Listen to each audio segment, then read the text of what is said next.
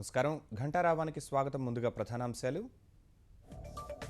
వేడుకగా ప్రారంభమైన అంతర్జాతీయ నౌకాదళ సమీక్ష, సాగర తీరాన ఆకట్టుకున్న సన్నాహక కవాతు.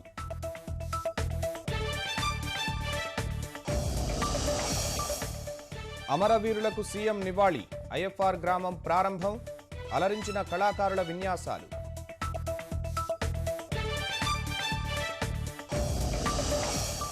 బీసీ కమిషన్ విధి విధానాల ప్రక్రియ వేగవంతం చేయాలన్న సీఎం, నివేదిక త్వరగా ఇవ్వాలని జస్టిస్ మంజునాథకు విజ్ఞప్తి.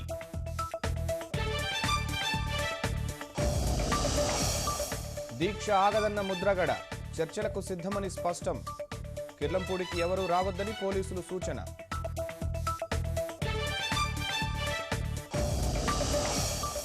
రేపు మధ్యాహ్నం 3 గంటల నుంచి గ్రేటర్ ఓట్ల లెక్కింపు, సాయంత్రం 5 గంటల తర్వాతే ఫలితాలు వెల్లడి.